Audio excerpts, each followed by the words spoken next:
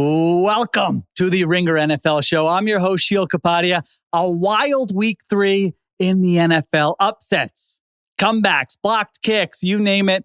We had it all, but my big takeaway is that the NFC is just going to be a roller coaster this season with no obvious favorite, a bunch of good but flawed teams. Eagles looked inept for a half. Rams blew a 19-point lead. Packers got upset by the Browns. 49ers might have suffered another big injury. So I need someone to help me make sense of all of it. And that is my friend from The Athletic, Ted Nguyen. Ted, how are we feeling? Feeling good. Been a wild week, but this is what we live for, right? These wild games. So I'm excited to get going. That's right. That's what we live for. And then we'll make some predictions, and then we'll look back a couple months from now and be like, what were we thinking during that pod we did back in week 3? So we're going to get to all of it. Let's take a break. We come back. We talk about what we saw in the NFC today. This is the Ringer NFL show presented by FanDuel, and the NFL is officially back. So if you're going to be in it with FanDuel. They've got the goods, futures, live betting, SGPs, your way bets, all of it. The app's clean, it's fast, and yeah, when you win, you get paid instantly, which is nice because Sunday patience doesn't exist. So get your bets in, build something bold, and make every game feel bigger. Download the FanDuel app or head to FanDuel.com/RingerNFL to get started. The Ringer is committed to responsible gaming. Please visit rg-help.com to learn more about the resources and helplines available, and listen to the end of the episode for additional details. Must be 21 plus and present in select states, or 18 plus and present in DC, Kentucky, or Wyoming. Gambling problem? Call 1-800-GAMBLER or visit rg-help.com. Call 1-888-789-7777 or visit ccpg.org/chat in Connecticut. Paid endorsement.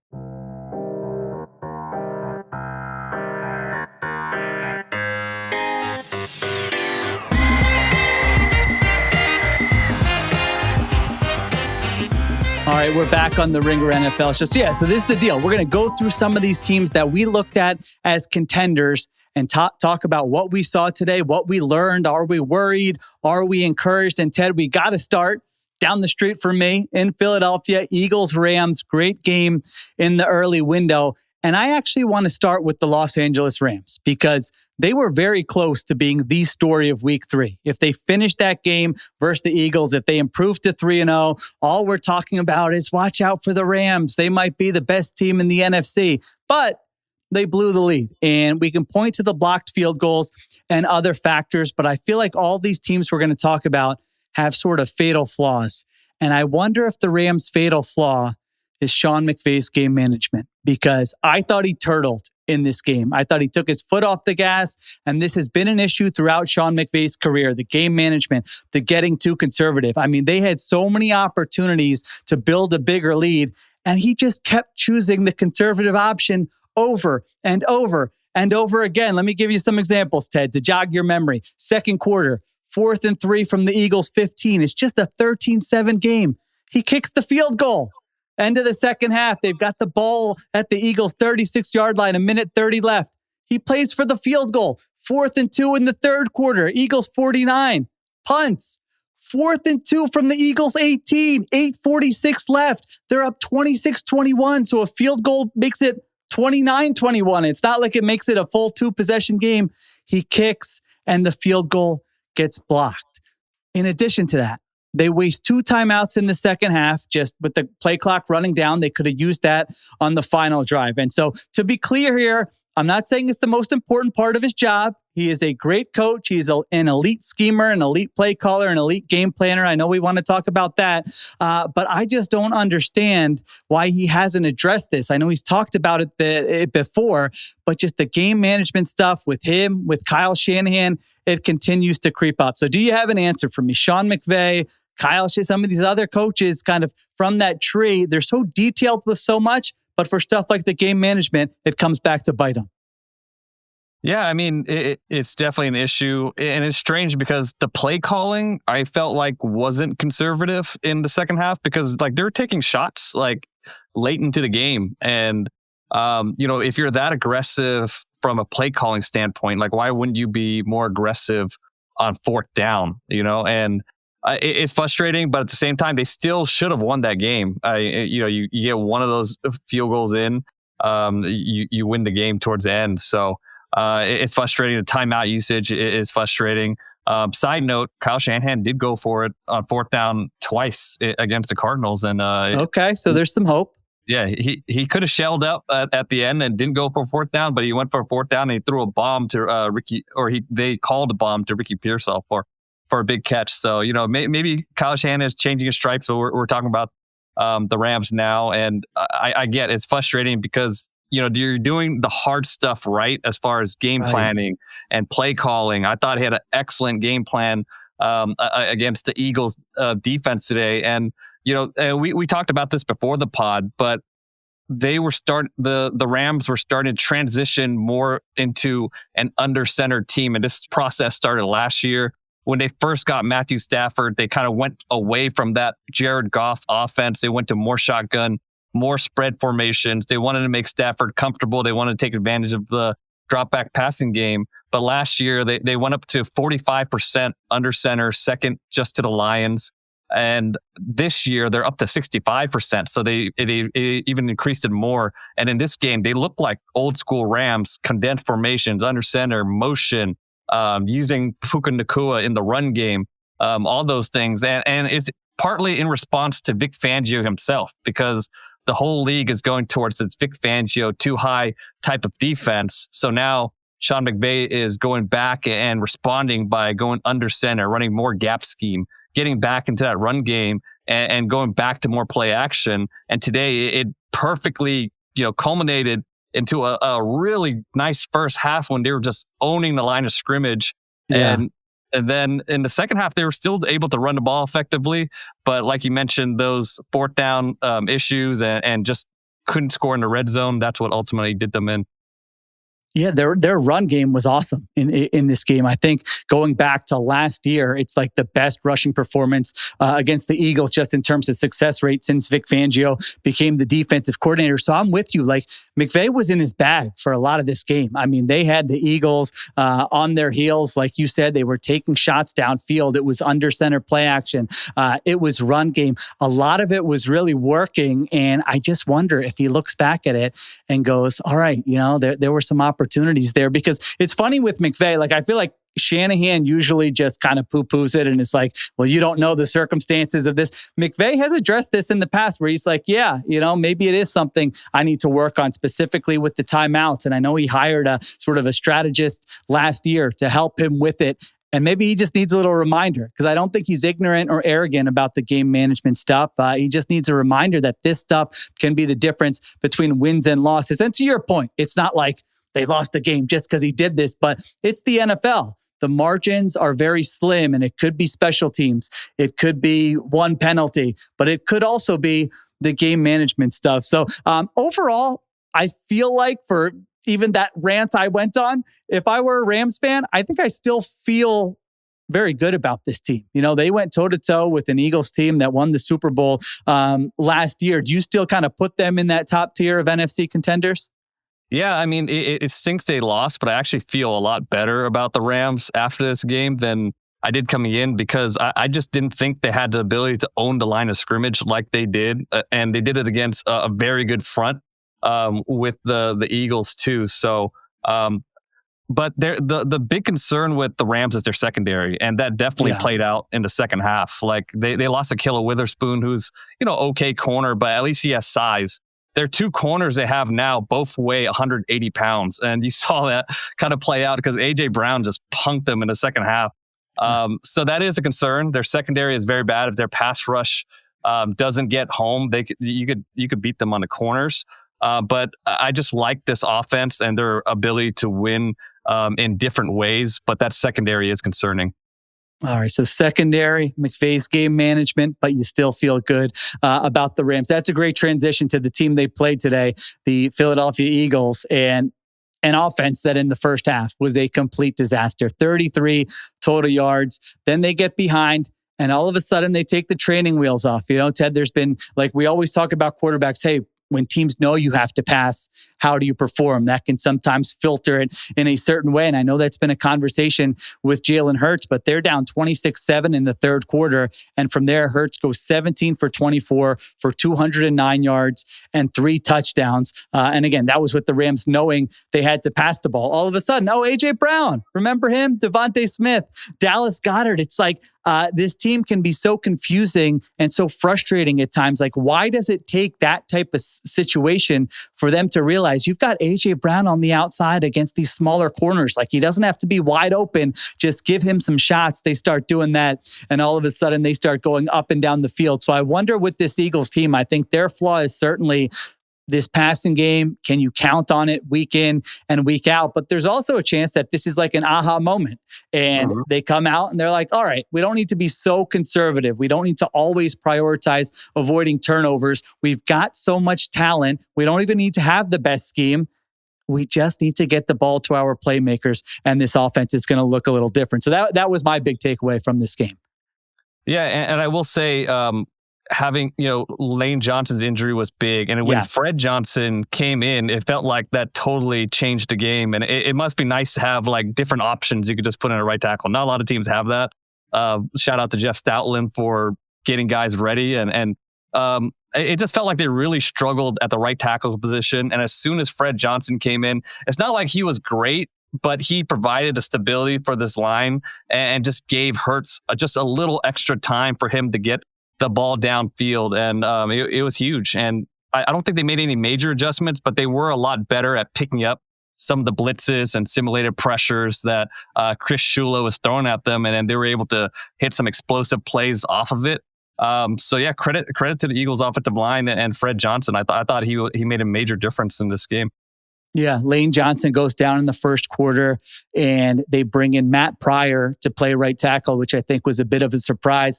And Chris Shula, to his credit, he was doing an awesome job of like, I'm going to throw different stuff at that offensive lineman who just came into the game on the right side. They got a sack fumble of Jalen Hurts to open up the second half. And then the Eagles are like, all right, let's try a different backup right tackle, to your point. And that's Fred Johnson. And he comes in, and we'll see how long Lane Johnson's out, if he's going to miss any time, if he's going to be fine. It was a neck injury. But Fred Johnson came in, and it didn't have to be perfect, but you just had to kind of give the offense a chance. So I just wonder about their offensive philosophy, how they look at a game like this, because it's just been so much of, hey, run the ball, only pass it if we have to, low risk passes, nothing downfield. And it's just like, you have AJ Brown, you don't have to play that way. And I wonder if they get away from the team they were last year, when it was like, our defense is elite, our run game produces explosive plays, we don't have to be great in the passing game. If now they look at it and say, okay, we are a different team. Our defense might not be quite as good. We might not get the same explosive plays in the run game. Let's take some of what we saw there in the second half against the Rams, and let's not wait till we're down 26-7 in the next game here. So I think that's their flaw, the offense. But I feel a little bit better about the Eagles, because you saw that the passing game can do it when they're called on to do it. How do you feel about them now compared to, let's say, Sunday morning before they played this game?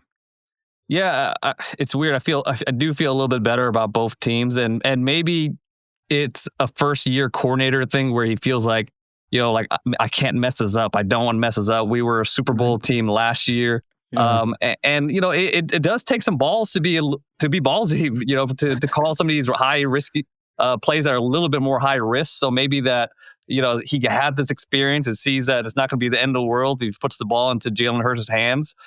This opens up things for him, and then he goes into the next game and feels like, he can open things up a little bit.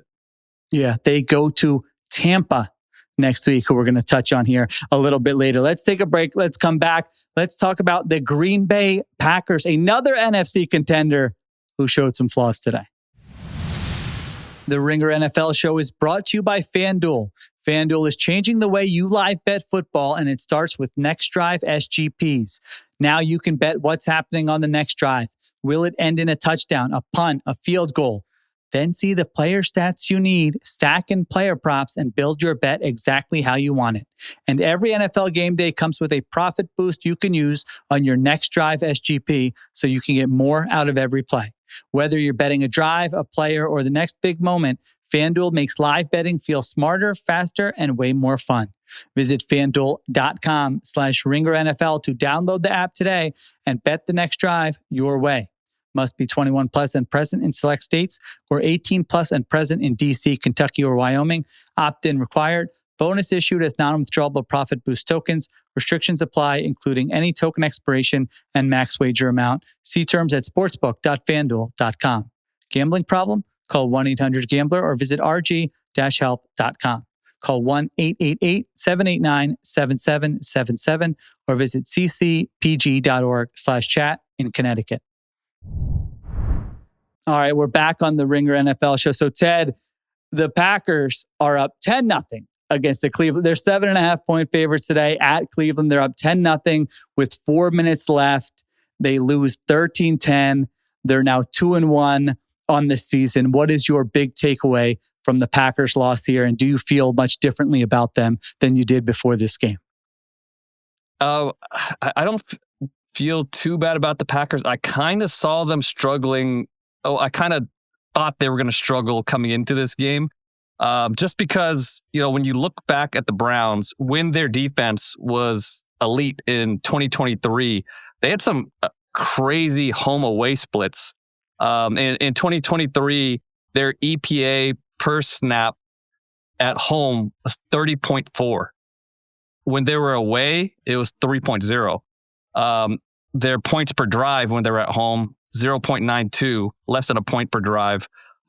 When they were away, it was 2.03. And we're seeing, it's a very short sample size, three games, but we're seeing some of that starting to kind of come up again this season. And I don't know if it just has to do with, they really need that crowd noise to and get the opposing offense into a silent count. But yeah, I mean, they looked phenomenal at home today. You could tell the Packers just did not have confidence that they could block that 4-man rush. They had some offensive linemen, on the injury report coming back today, but it just didn't feel like they came in with a game plan. Like they were going to attack this Browns defense downfield. They had a bunch of screens called. Jordan Love's air yard per attempt was 1.9, the lowest of his career. That's crazy. Yeah. 1.9. Yeah. I mean, he had one pass travel more than 10 yards. And it's Jordan freaking Love. Like, yeah, he doesn't play that way. So there was definitely something the Browns were doing or that kind of had the Packers out of sorts in this game. Yeah. And he was sacked 5 times, even with that low air yards per target. So, Myles Garrett was a menace. Malik Collins inside was a menace. They were afraid of this pass rush and they had reason to because they just couldn't block these guys. Yeah, the Packers had right tackle Zach Tom, who missed the last game, comes back for this game, but re-injures his torn oblique. So they were dealing with some injuries, but they didn't deal with it well, like you said. I mean, this Browns defense got after him. Jordan Love does not take he's not a quarterback who takes a lot of sacks. He's not a quarterback who checks it down a lot. And both those things happened in this game. Those 5 sacks are tied for the most of his entire career. They had 12 passes at or behind the line of scrimmage in this game. I mean, that's it was just kind of wild to watch. It did not look like the Packers offense. At the same time, I'm kind of with you. It's sort of one weird game, one weird matchup where the Browns now, to your point, they did a good job against Joe Burrow in week 1 at home. Then they've had a tough Joe Burrow, Lamar Jackson, Jordan Love the first 3 weeks of the season, but they did a good job defensively against this Packers offense. So maybe this could end up being a good thing for the Packers. They were sort of anointed. I know it was only 2 weeks, but all the talk in the NFL was the Packers added Micah Parsons. They look like a juggernaut. They look like the best team in the NFC. I know even one of their tackles this week, Rasheed Walker, I think was asked about potentially going undefeated, and poor guy took the bait a little bit that question. So yeah, you can't be doing that. So maybe this resets them a little bit because I don't see a real fatal flaw unless those O-line injuries catch up to them. They seem like, maybe the most complete team in the NFC. Yeah, I agree with you. I think even with some offensive line injuries, I trust their offensive line coach. I trust Matt LaFleur to find some answers. And I think, this defense is, I believe is an elite defense. I mean, they pretty much shut down the Browns defense for most of this game. They had 2 explosive rushes, a 14-yard rush and a 38-yard rush. Other than that, the Browns didn't do anything. They're mainly a cover 1 team, but they only played cover 1 13.1% of the time today. They mixed up a bunch of coverages. And on that interception, they did something cool. It was one of the Packers' main staples passing concepts that they love on 3rd and medium for forever, since Mike McCarthy and Aaron Rodgers, is triple slants. They'll line up 3 receivers to one side. All 3 receivers run a slant. They could pick one. And the Browns went into man coverage. And then on the inside slant, they switched assignments where Grant Delpit looked like he was playing man-to-man with the inside receiver. He zones off. The linebacker picks up the inside slant, and that's why Jordan Love had no idea it was coming, and it got picked off and intercepted, and that was the biggest play of the game. Yeah, high leverage play. I think Jordan Love said afterwards he didn't even see Delpit when he was throwing that pass, and that's an interception late in the game that really got the Browns back into it and got them the win there. So, okay, we're not panicking about these teams, Packers and Rams, who have lost so far. Let's get to these last 2. Just Bucs or 49ers. Both 3-0 teams, both dealing with some injuries, both escape with victories today. Which team do you feel better about after three weeks, the Bucs or the 49ers? I feel better about the 49ers. I think the Bucs have some major injury issues that they're missing their 2 offensive linemen, I believe, are out for the season. Chancey's out, and he was he was expected to take a big leap and be a major part of their pass rush this season. And they lost Liam Cohen, who I thought was one of the best play callers in the league, and Josh Gazard I think is doing a good job, but we still don't know what level he's going to be at quite yet. And their defense gave up a ton of points to a bad Jets offense with Tyrod Taylor. So it's definitely concerning. I think they'll still be fine. Baker Mayfield is playing at such a high level right now. But I just feel like the Niners are going to make a run. They do have injury issues, but some of their guys are coming back. I believe Nick Bosa. They said they feel like he might have avoided an ACL injury. But they're able to beat a very good Seattle team. We know Seattle is pretty good now in week 1. And they won 2 games with Mac Jones at quarterback. Just credit to Kyle Shanahan. He just keeps finding answers even with all these injuries. They were down to only Ricky Pearsall at receiver today. And then Ricky Pearsall goes out and has a 100-yard day. They can't run the ball, but then Christian McCaffrey is having a prolific season as a receiver. So I think as Brock Purdy comes back and they get some of their guys back, they're going to make a run. And this defense is really young too, so I feel like they're going to get better under Robert Saleh. So I'm buying stock on this Niners team. Yeah, Upton Stout, the young corner, had a big play at the end of that game. Cardinals had a chance to drive and put the game away, and he comes up with the pass breakup. And then Mac Jones, Ted, playing on one leg. He's got the knee brace on. They go 63 yards and kick the game-winning field goal there. And to your point, Shanahan had a great screen call to Christian McCaffrey on that last drive that picked up 20 yards or something. That was the key play in that drive. So yeah, I think if you told 49ers fans you're going to have these injuries in the beginning of the season, Mac Jones is going to start 2 games, I don't think they care how it looks. If you come out of that 3-0, you're feeling pretty good. It's just, it feels like when one thing works well for them, now all of a sudden you had the Bosa injury today. And to your point, they said they don't think it's an ACL, but there's nothing definitive. So that's a big one to keep an eye on this week. I do feel like if they lose Nick Bosa for an extended period of time, now all of a sudden that pass rush, he is that force multiplying type player. So we'll see what it looks like. Maybe Brock Purdy comes back next week for them, but the 49ers have to be thrilled to be 3-0, and the Bucs have to be thrilled to be 3-0. They're up 23-6 on the Jets in the fourth quarter. Their defense, to your point, gives up a couple long touchdown drives, but Baker Mayfield now, I think 3 weeks in a row, has led a game-winning drive for the Tampa Bay Bucs. So He'll take some chances. He led the NFL in turnover-worthy plays coming into this week, and there were a couple there today. He was a little loose with the ball, but it just feels like they can pick up big chunks when they need to. And so they're 3-0 with just a +6 point differential, which is highly unusual. And they've got the Eagles coming to town next week.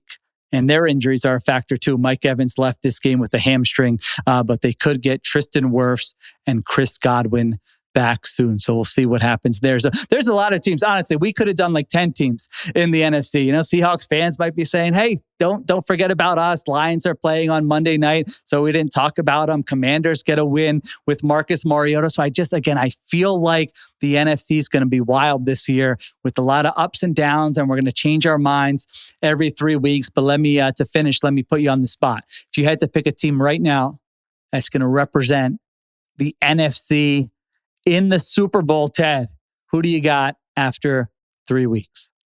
It's a boring answer, but I just feel like the Eagles are the best team in the NFC still. I think they'll figure out their back two position, and I think that they turn a leaf today on offense. So we'll see how it goes, but it's just too talented of a roster. All right, yeah, their talent shown through today with AJ Brown there in the second half. There's no doubt about it. All right, Ted Nguyen in The Athletic. You can read all of his work there. Ted, thank you so much for joining me. I'll be right back with the Hurry Up. This episode is brought to you by NFL Sunday Ticket on YouTube TV. NFL Sundays are back, and you won't want to miss the action.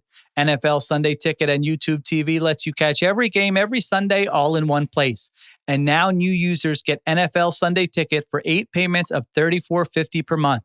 Head to youtube.com/RingerNFL and sign up now. New users pay $276 or 8 non-cancelable payments of $34.50 per month.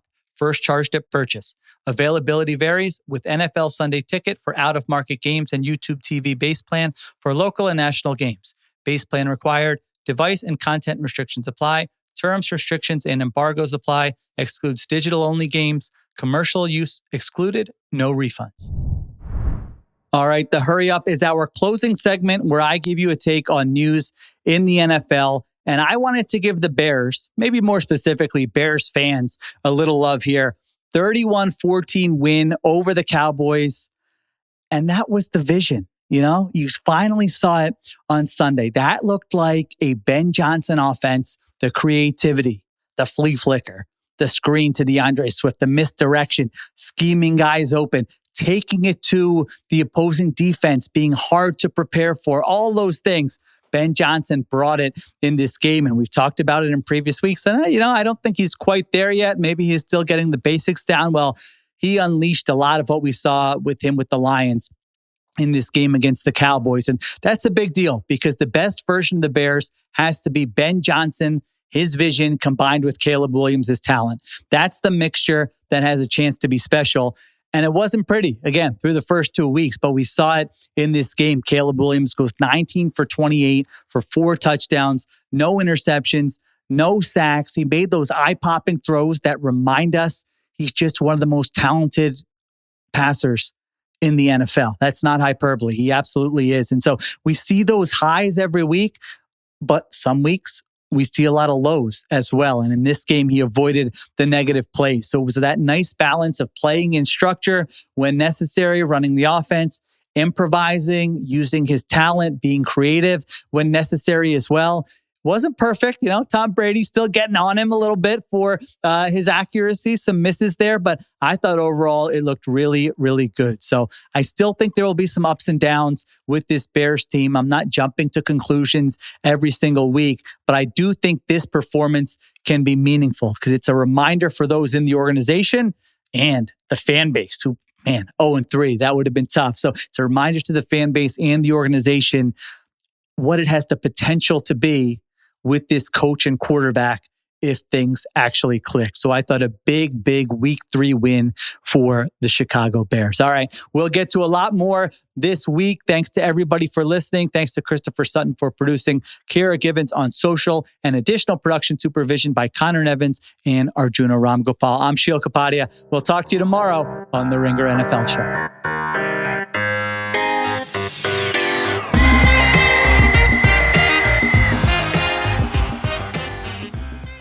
Must be 21 plus and present in select states. For Kansas, in affiliation with Kansas Star Casino, or 18 plus and present in D.C., Kentucky, or Wyoming. Gambling problem? Call 1-800-GAMBLER or visit rg-help.com. Call 1-888-789-7777 or visit ccpg.org/chat in Connecticut or visit mdgamblinghelp.org in Maryland.